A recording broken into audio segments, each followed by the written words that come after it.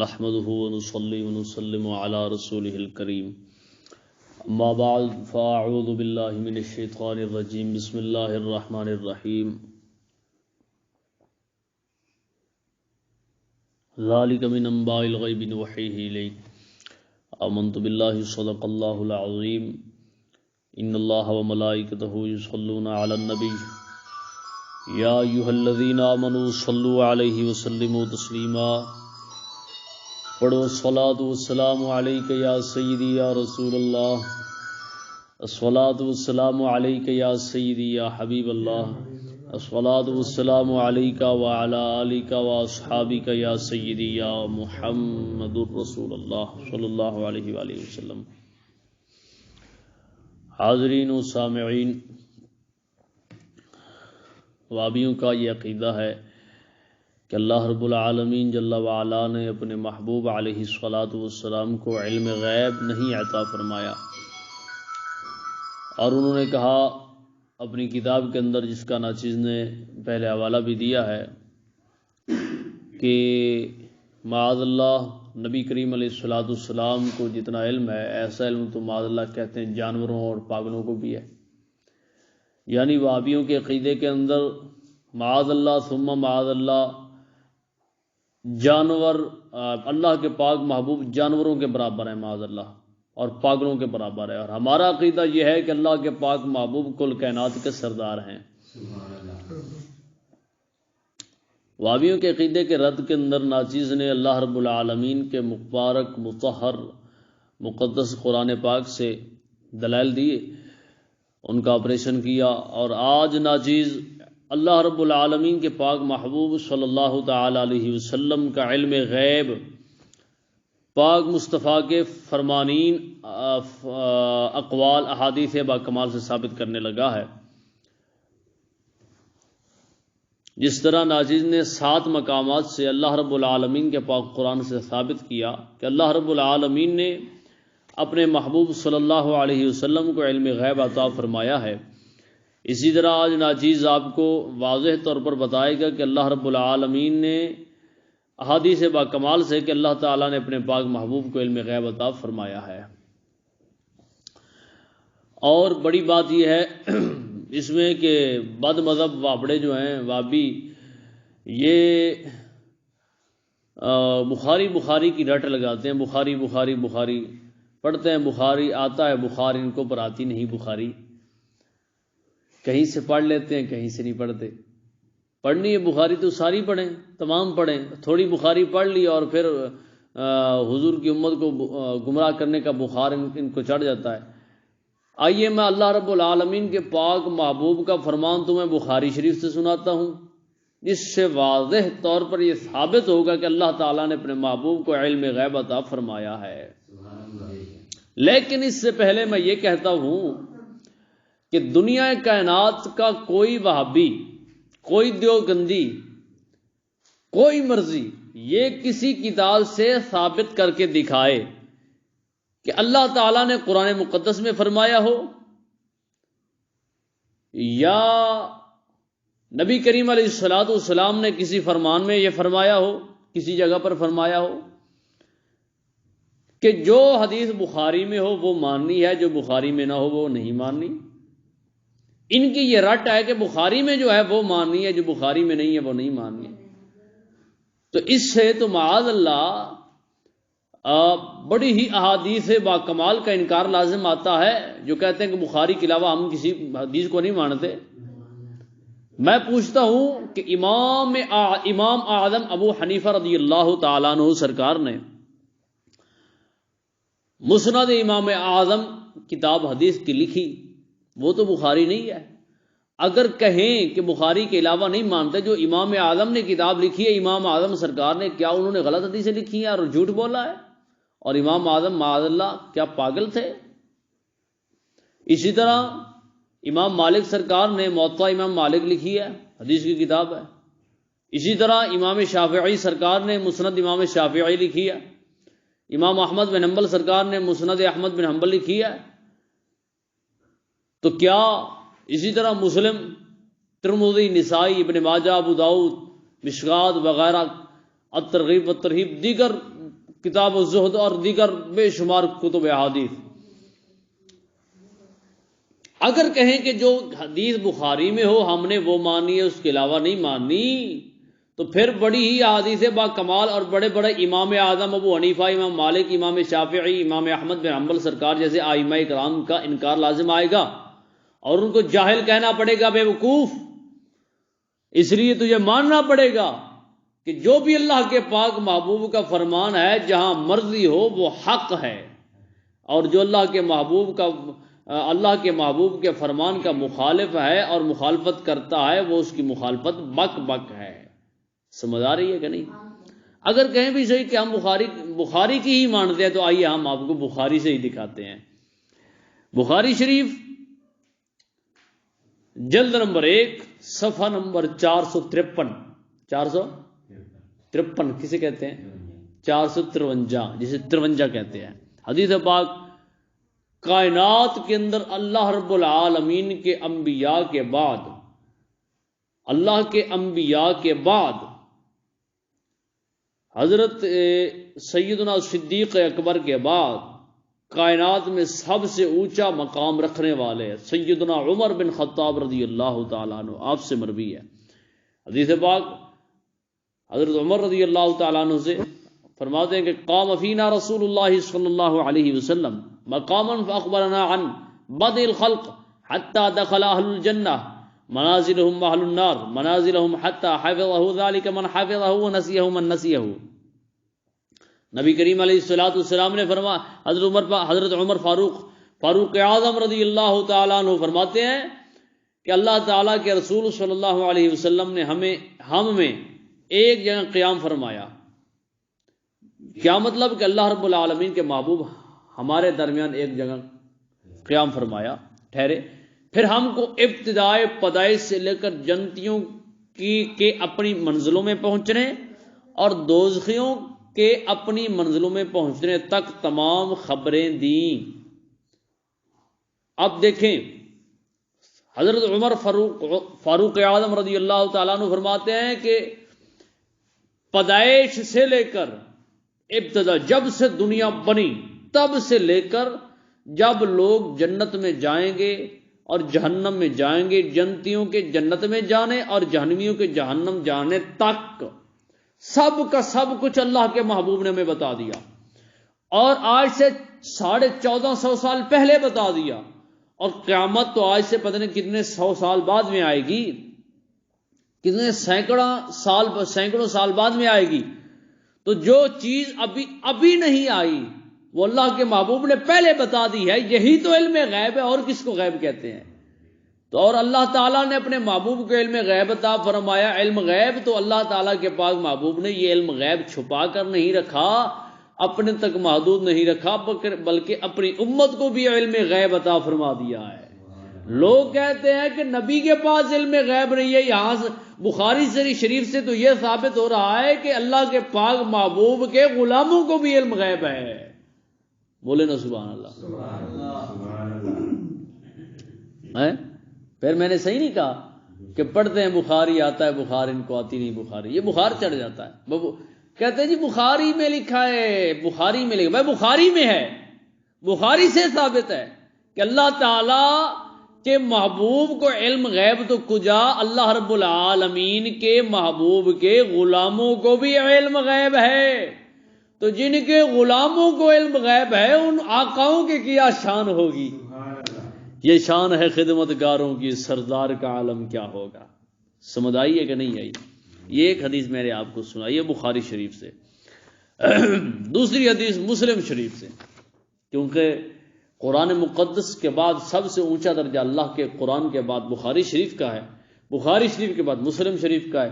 پہلی حدیث ہم نے پہلے اللہ کے قرآن سے، کیونکہ کائنات کے اندر سب سے اونچا مقام کتب میں، کلام میں، اللہ تعالیٰ کی کتابوں میں سب سے اونچا مقام اللہ کے قرآن کو ہے، اللہ کے قرآن کا ہے. تو پہلے 7 دلائل ہم نے اللہ کے قرآن سے دیے، پھر ضمناً قاضی عیاض مالکی رحمۃ اللہ تعالی علیہ کا بھی ایک حوالہ دیا، پھر ناچیز نے قرآن پاک کے بعد سب سے اونچا درجہ مقام بخاری شریف کا ہے تو ناچیز نے بخاری شریف سے حوالہ دیا، جس سے ثابت کیا کہ اللہ کے پاک محبوب کے غلاموں کو بھی علم غیب ہے. اور بخاری شریف کے بعد مسلم شریف کا درجہ ہے. اب آئیے میں آپ کو مسلم شریف سے حدیث سناتا ہوں. مسلم شریف جلد نمبر 2 صفحہ نمبر 390.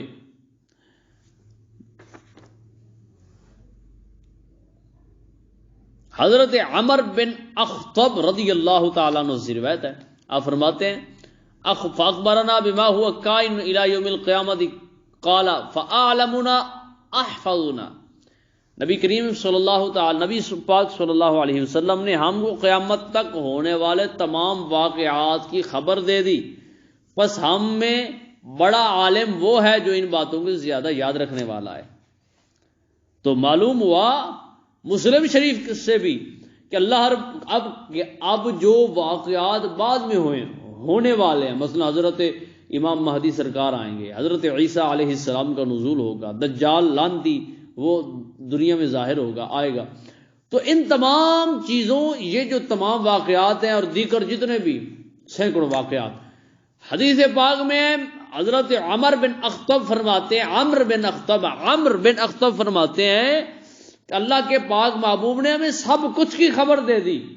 تو جو بعد میں ہوا وہ ظاہر تو نہیں ہے، وہ غائب ہے. تو اللہ رب العالمین نے اپنے غلام اللہ تعالیٰ کے محبوب نے اپنے غلاموں کو بھی غیب کا علم عطا فرما دیا ہے. سمجھ آئی کہ نہیں آئی؟ یہ دوسری حدیث ناچیز نے مشکات شریف سے لائی. اور تیسری حدیث ناچیز اللہ رب العالمین جل وعلا کے کامل فضل سے زرقانی شریف سے لاتا ہے، مواہب اللدنیہ سے لاتا ہے، طبرانی سے، خصائص الکبریٰ سے، مجمع الزوائد سے، کنز العمال شریف حدیث کی کتاب ہے. نبی پاک صاحب الاولاق صلی اللہ علیہ وسلم نے فرمایا ان اللہ قد رفع لی الدنیا فانا انظر الیہا وَإِلَى مَا هُوَ قَائِمٌ فِيهَا إِلَى يَوْمِ الْقِيَامَةِ كَأَنَّمَا أَنظُرُ إِلَى كَفِّ هَذِهِ جَلْيَانًا. حضور سید عالم صلی اللہ علیہ وسلم نے فرمایا بے شک اللہ تعالیٰ نے میرے سامنے ساری دنیا کو پیش فرمایا، بس میں اس دنیا کو اور جو اس میں قیامت تک ہونے والا اس طرح دیکھ رہا ہوں جیسے اپنے اس ہاتھ کو ظاہر دیکھتا ہوں. اب دیکھیں، لوگ کہتے ہیں ایک ہے جاننا، جاننے سے بڑی بات ہوتی ہے دیکھنا. ایک چیز ہے انسان اس چیز کو جانتا تو ہے لیکن دیکھا نہیں ہے. مثال کے طور پر ہم اس بات کو جانتے ہیں، یقین رکھتے ہیں کہ اللہ تعالیٰ ایک ہے، اور اللہ تعالیٰ کے پاک محبوب صلی اللہ علیہ وسلم دنیا میں تشریف لائے، 1 لاکھ کم و پیش 1,24,000 پیغمبر تشریف لائے. تو ہم یہ عقیدہ رکھتے ہیں کہ اللہ تعالیٰ ایک ہے، لیکن ہم نے اس اللہ تعالیٰ کو دیکھا نہیں. اب دیکھیں، ہم کو علم ہے کہ اللہ ایک ہے، لیکن ہم نے اللہ کو دیکھا نہیں. اس سے بڑی بات یہ ہے دیکھنا. وہ کیا ہے کہ اللہ کے پاک محبوب نے اللہ کو دیکھا ہے. نبی کریم صلی اللہ علیہ وسلم، لوگ کہتے ہیں نبی کو علم غیب نہیں ہے. آپ دیکھیں، نبی کریم صلی اللہ علیہ وسلم نے فرمایا بے شک اللہ تعالیٰ نے میرے سامنے ساری دنیا کو پیش فرمایا، بس میں اس دنیا کو اور جو اس میں قیامت تک ہونے والا اس طرح دیکھ رہا ہوں جیسے اپنے اس ہاتھ کو ظاہر دیکھتا ہوں. سرکار اب جو بعد میں ہونے والا ہے، مثلا آج ہو رہا ہے یا میں یہاں بیان کر رہا ہوں، گفتگو کر رہا ہوں، آپ سن رہے ہیں، یا جو احباب آگے سماعت کریں گے نیٹ کی دنیا میں، انٹرنیٹ کی دنیا میں، یا جس طریقے سے بھی، تو تمام کے تمام ہر ایک کا ہر فعل عمل، قول فعل عمل، حرکات افعال و سکنات، ہاں جی، ہر چیز کو اللہ کے پاک محبوب دیکھ چکے ہیں اور دیکھ رہے ہیں. ٹھیک ہے، اور دیکھ رہے ہیں. اب دیکھیں، لوگ کہتے ہیں علم غیب نہیں ہے، علم غیب نہیں ہے. لوگ تو یہ نہیں مانتے کہ اللہ تعالیٰ کے پاک محبوب کو علم ہے، اور اللہ تعالیٰ کے پاک محبوب فرما رہے ہیں کہ علم تو کجا ہے، میں تو آنکھوں سے دیکھ رہا ہوں، میں تو دیکھ رہا ہوں. تو جو چیز آج سے مثلاً سینکڑوں سال بعد میں ہوگی. آج وہ غیب ہے, غیب ہے نا, نظر تو نہیں ہے. جو آج سینکڑوں سال آج سے بعد میں ہوگی, آج غیب ہی ہے نا, آج غیب ہے. جو آج وہ غیب ہے, اللہ تعالیٰ کے محبوب صرف اس کو جانتے بھی نہیں, اس غیب کو دیکھ رہے ہیں.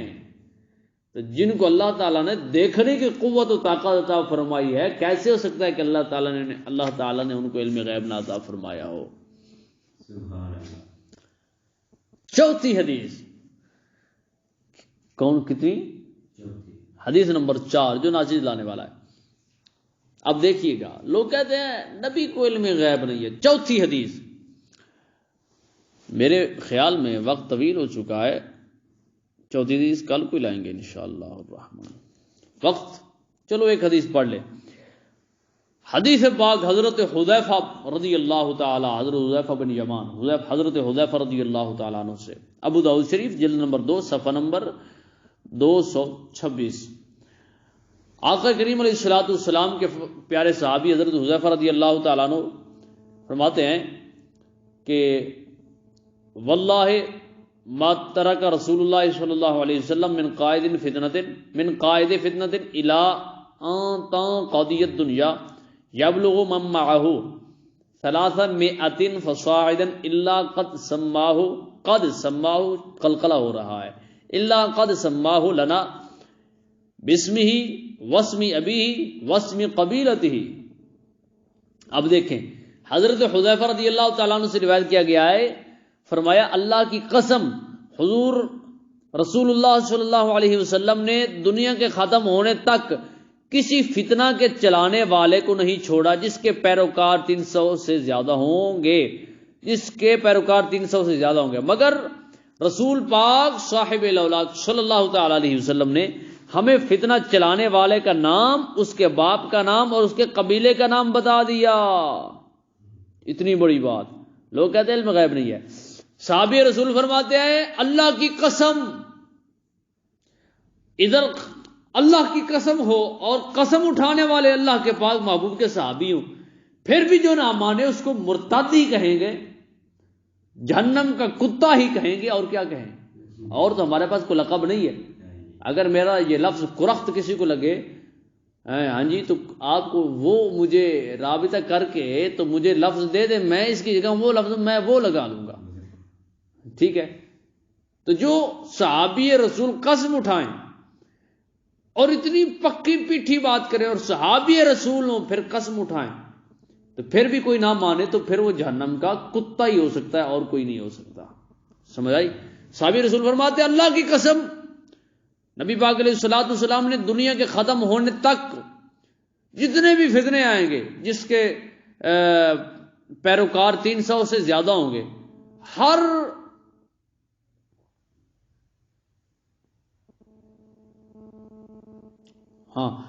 جس فتنے کے پیروکار 300 سے زیادہ ہوں اور اس فتنے کے پیروکار 300 سے زیادہ ہوں اور اس کے چلانے والے کا نام اور جو چلا رہا ہے اس کے باپ کا نام اور اس کے قبیلے کا نام بھی سرکار نے بتا دیا. یعنی سرکار نے بتا دیا, مثلا مثال کے طور پر اس وقت فتنہ چل رہا ہے, فتنہ ایک ملا ہے لاہور کا, سندر کا, فضل چشتی جس کو کہتے ہیں, ہاں جی, صرف فتنہ چلایا ہوا کہ امام علی مقام امام حسین غلط تھے معاذ اللہ, اور یزید اس وقت فسق و فجور سے پاک تھا, یعنی اس کے نزدیک معاذ اللہ اکبر تھا. تو سرکار نے اپنے صحابہ کو بتا دیا کہ اے میرے صحابہ, لاہور سندر میں ایک ملا ہوگا 1450 سال کے بعد جس کو فضل چشتی کہتے ہیں, اس کے باپ کا یہ نام ہوگا اور وہ فلاں برادری یعنی جٹ سنجیلا قوم کے ساتھ تعلق رکھتا ہوگا, اس قوم سے پیدا ہوگا, اس قبیلے سے پیدا ہوگا. تو سرکار نے فضل چشتی کا نام پہلے بتا دیا تھا. ٹھیک ہے.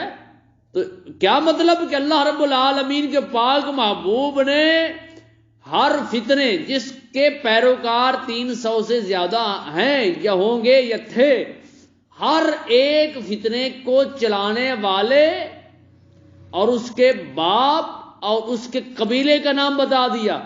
اب دیکھیں, فضل چشتی تو اب کا ہے, سرکار تو آج سے 1400 سال پہلے گزر گئے ہیں ظاہری طور پر, حضور کا وصال ہو گیا، پہلے بتایا ہے، گزر تو نہیں گیا، حضور تو اب بھی موجود ہے، اب بھی موجود ہے. تو نبی پاک علیہ الصلوۃ والسلام نے 1400 سال پہلے بتایا ہے. تو یہ جو میرے منہ سے جملہ نکل گزر گئے، یہ اللہ تعالیٰ معافی عطا فرمائے، غلط نکلا ہے. اللہ تعالیٰ کے محبوب آج بھی موجود ہیں. تو سرکار نے آج سے 1450 سال پہلے یہ بتایا ہے. تو آج سے جو 1450 سال بعد میں کوئی بات ہو، وہ غیب ہے یا ظاہر ہے؟ غیب ہے نا. تو اسی طرح جو آج واقعہ ہو رہا ہے، جو 1450 سال پہلے کا وقت تھا، اس وقت وہ چیز ظاہر نہ تھی، غیب تھی. اللہ کے پاک محبوب نے اس غیب کا علم اپنے تک محدود نہیں رکھا، بلکہ اپنے غلاموں کو بھی علم غیب عطا فرما دیا ہے. لہذا معلوم ہوا بخاری سے، مسلم سے، ابو داؤد سے، مشکات المصابیح سے، کنز العمال سے، مواہب اللدنیہ سے، زرقانی سے، یہ معلوم ہوا کہ اللہ تعالیٰ کے پاک محبوب کی شان تو وراء الورا ہے، اللہ کے پاک محبوب کے غلاموں کو بھی علم غیب ہے. لہذا یہی تو اہل سنت و جماعت کا عقیدہ ہے کہ اللہ رب العالمین نے اپنے محبوب کو علم غیب عطا فرمایا ہے، اور اللہ تعالیٰ نے اپنے محبوب کے غلاموں کو بھی اپنے محبوب کے صدقے غیب کا علم عطا فرمایا ہے. اللہ تعالیٰ حق کا حامی و ناصر رہے. اور کسی آدمی کو کوئی اعتراض ہو تو ناچیز کے ساتھ رابطہ کر سکتا ہے. جو یہ آپ کے ہاں تھمبنیل پہنچے گا، اس پر ناچیز کا نمبر لکھا ہوا آپ کو نظر آئے گا انشاءاللہ الرحمن اسکرین پر. تو کسی کو کوئی اعتراض ہو تو ناچیز سے رابطہ کر سکتا ہے. اللہ رب العالمین کے فضل سے ہم ہر قسم کا بوت بن جواب دیں گے. آمین. وآخر دعوانا ان الحمدللہ رب العالمین. پڑھتے ہیں بخاری، آتا ہے بخار ان کو پر آتی نہیں بخاری.